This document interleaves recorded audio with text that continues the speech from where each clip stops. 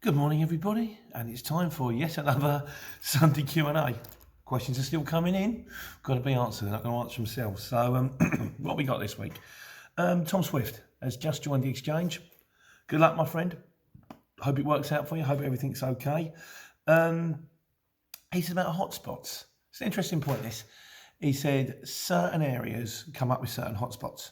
So so like he said, I find that a lot of jobs are coming out 8:30, 9:30 in the morning from this place.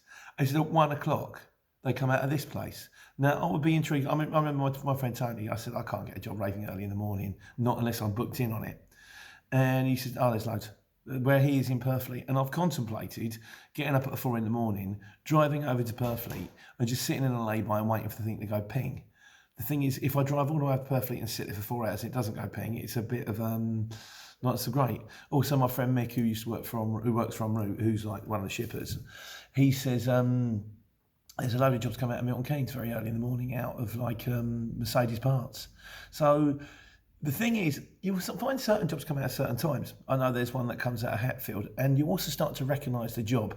It'll say Hatfield to Slough, 3 drops, and you think, I know what that is. That's air freight, and it comes out of Hatfield, and you have to drop it in 3 places in Slough, and it always says 3 drops, and it's never 3 drops because you get there and it's always too damn heavy, and you have to do less. And he says, can you do it cheaper? But he's a nice guy, so that's fair enough. There's another one that always comes out of Barnet, going over to Enfield, and it comes out at about 3 o'clock in the afternoon, and you go, that's Hermes, I know what that is, and you start the alcohol drops. HBC, you get a lot of mixed alcohol drops, you think, I know what that one is. Comes out of Matthew Clark, and I'll be dropping it to a pub. And that sort of is a bonus, because a lot of the time when you turn up and you don't know what you're going to get, if you're lucky, put the pallet on, off you go, son. If you're unlucky, you've got to move those 40 boxes of wood from a woman's garden. You're like, oh, really? So when you see a job and you think, I know what that is, you think, oh, cool, I'll take that. Or actually, maybe I won't, because I know I'm going to get there, and I know it's not going to be right, and I know they're going to keep me waiting for 3/4 of an hour, so I'll swerve that one. But it would be interesting to know if you guys would come up, just not I'm trying to jump on it, I'm not fishing or anything like that, chances are you're a million miles away from me, but certain areas with certain hotspots, just kind of interested. So there we go. Yeah, I did the thing about how to sort of work out your insurance, how to work out your fuel, and a few people have said it doesn't work because with the first bar always lasts longer than the last bar. Now I know with my last Mercedes Sprinter, it kind of went up gradually, like in like climbing a mountain. And yeah, you're right, the first one did, but then it was always bigger, and I wondered if that was supposed to be portrayed in that way. We may have, I'm hoping, if he's going to jump on with it, my mate Ken Barnes is going to be the resident mechanic for the channel, which means not only can you ask me questions about the courier exchange, but you can say, what's the funny knocking noise in my van? And I've got a mate now who I speak to regularly, who I can go, by the way, Ken, Adidas, hello Brett, has asked me what's wrong with it, and if he knows, or he's got an idea, I can ping it back to you, and everything helps, doesn't it really? But he said it might be something to do with, he was going to get back to me, it might be something to do with the shape of the fuel tank. The one thing I will say is when I get into that final last mini bar, the £10 bar, I know I've got 50 miles to hit a petrol station because I work it on average, 50 miles for each bar. For me, it kind of works. It might not work for your van, but again, this is something you'll get for trial and error. So if it doesn't work across the board, if you've got 10 bars, do it on average, one day fill it up, and then hit the sort of the odometer or whatever it is. See how many you get out of the first bar. See how many you get out of the second bar. You can even do a little chart down the side where you're sitting here. You can go, right, I've got 3 bars left. The last bar's 20 miles. The second and last bar's 30 miles. The third last bar's 40 miles. 40, 30, 70. I've got 90 miles left. You can do it that way. But what I'm saying is, you can work it out. And I find it a much easier than trying to work out like miles to the gallon. And I've got this much. And I'm getting it just to give you a rough idea of how much you're paying, how much you got left before you at the next petrol station, because I'm always like, I'm not going to fill up now, so I've got 1/4 of a tank, because I want to get this job off, and then I'll think, I wish I'd filled up sooner, and where's the nearest supermarket? So, but yeah, work it out for yourselves. It might be different for my van, it might be different for your van, but it is doable, and it's not complicated maths. It's not like at school when train A is leaving Durham at 10, and then train B is leaving London at 11, but train B is going for, no, just forget that. So, Brett, Adidas, asked me, how long was it before I got regular work? I guess I was quite lucky. Probably within the first 2 or 3 weeks. And like I said, the way I got it, you do a job for someone, and then he'll ring you up and he'll go, what have you got? So I've got a Luton van. Oh, you've got a Luton van, yeah. Where are you based? Just outside of Dunstable. Oh, you've got loads of work for Luton vans coming out of Dunstable. But what I did do, I actually went and see them.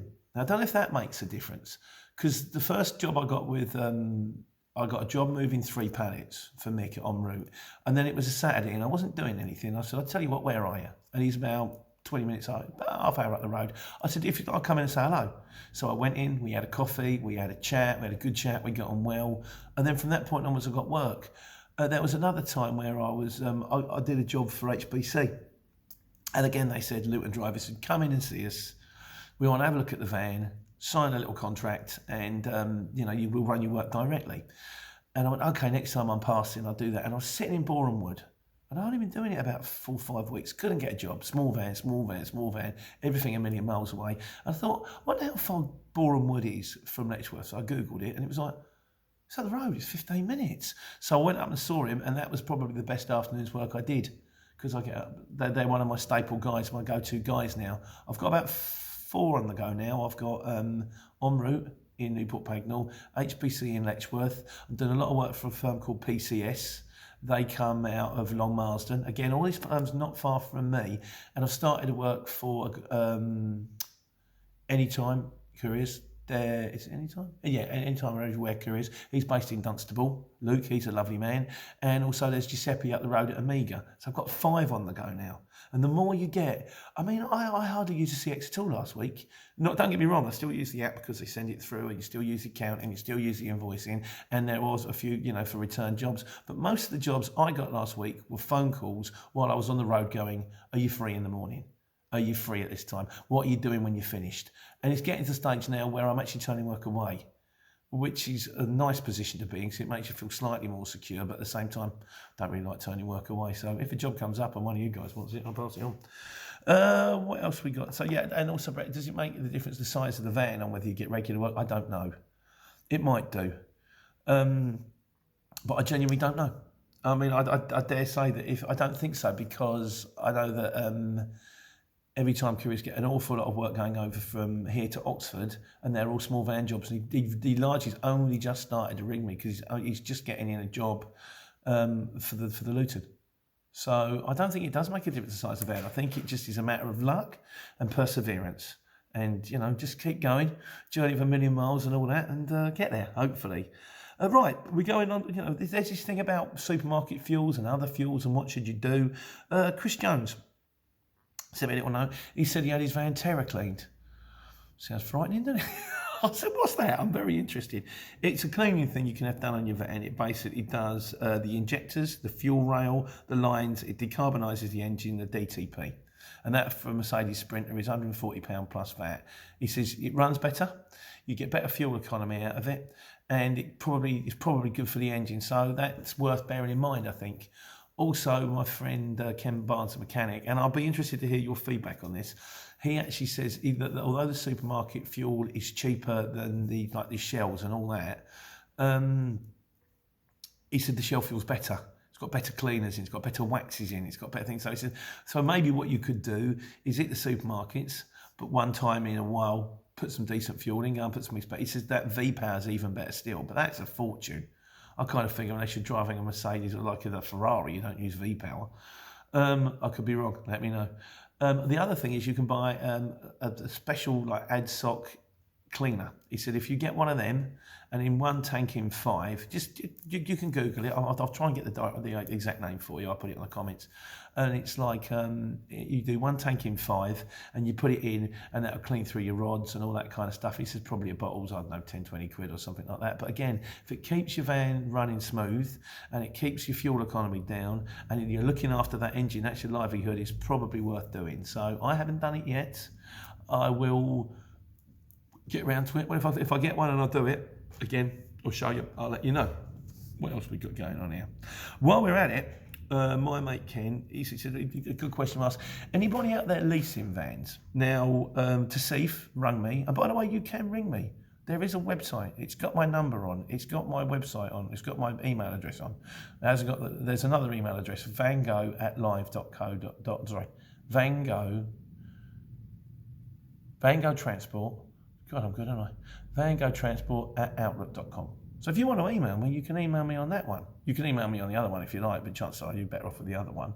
And you can ring me. I'll talk to you. I'm on the road a lot of the time. It kind of helps what I'm doing.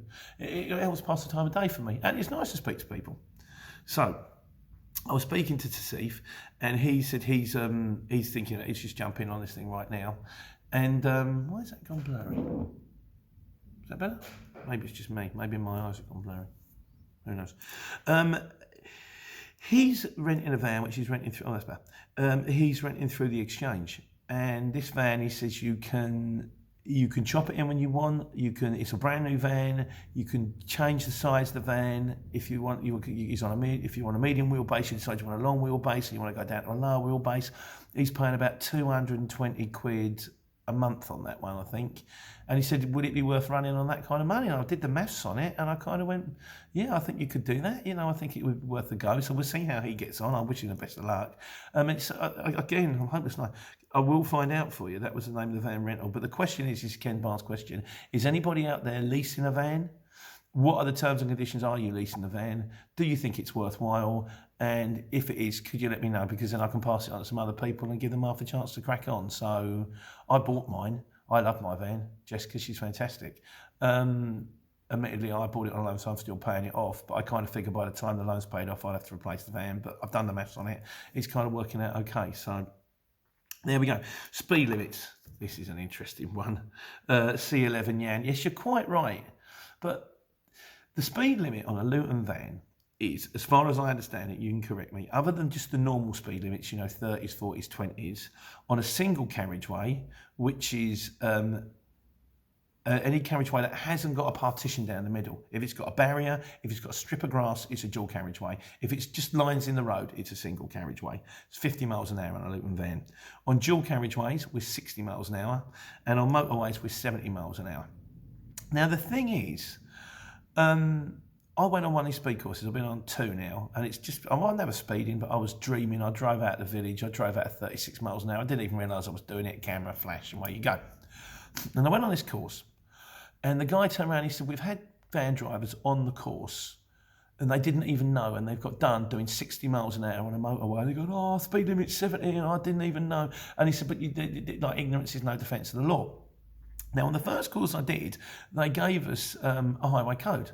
So I'm going through this highway code, and it says on the highway code, speed limit on a motorway for any vehicle is 70 miles an hour unless it's over 3.5 tonne or it's articulated, in which case it's 60. And I said to the guy, I got a laugh out of it. I didn't even mean to. I said, right, it says here, it's got to be like 60, you're saying it's 60 miles an hour to me, but it says in the highway code, unless your vehicle is over 3.5 tonne, which mine is not, it's bang on 3.5 tonne maximum, and it's articulated, which mine is not. And the bloke said, we'll put a pinpoint in that and we'll come back to it. And they never did. The reason I tend to hit about 62 miles an hour, I mean, probably the right speed to run at is 58 miles an hour. The lorries run 58 miles an hour, they're restricted, but it's trying to get, on the rev counter, trying to get the line on 20. Because 20 is when that engine is, as far as I understand it, again, correct me if I'm wrong, is running at optimum. It's ticking over quite nicely and you're getting the most miles to gallon. Once you start clicking up past 60, 65, 67, 70, you're clicking up towards the 25, 33,000 revs a minute, and then you're doing all that extra diesel. So you're going to get there quicker. But in my experience, you might get there like 20 minutes quicker, but it might cost you another like tenner in fuel. And I'm thinking, well, for 20 minutes, I'll keep the tenner. You might think, well, no, I'd actually rather get there 20 minutes earlier, might fit another job in and it'd be worth doing.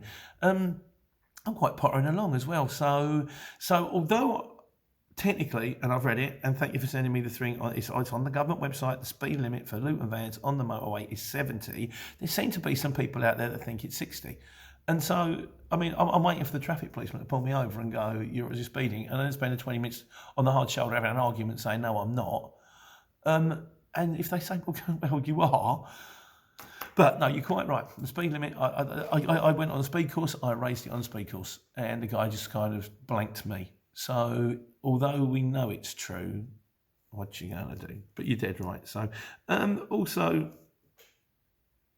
Golf Monthly sent me through the proper PDF for the proof of deliveries. It's very smart. It's 2 A5 on a piece of A5 on A4. I haven't printed it off because I just haven't got around to it once again. But if you need one, I say the email address is vangotransport@outlook.com, or just send us a link in the comments, and I'll ping it across to you. Saves you having to buy one of them pads for £6. You can just print them off like 5 or 10 at a time, cut down the middle, and you're good to go. That's kind of it for today, running on a bit, so I hope your Sunday's good. I'll do some more videos next week. I've got a load of, again, I've got loads I want to do, but you know what it's like? You sort of think, well, I'll do that in a minute, but I'm just going to pick this job up. I'm just going to deliver this job. I'm just going to look for the next job. I'm just going to pick this job up. I'm just going to deliver this job. I'm going home. But thanks for sticking with me, guys. Thanks for watching. Hope you're well. Hope it's working out for you. And it's a beautiful sunny day out there. Don't forget, enjoy your life. All the money in the world never bought a second of time. I've got that in the new Avengers movie. Quite good. Right. Goodbye, everyone. Have a wonderful Sunday. Take care. Take money.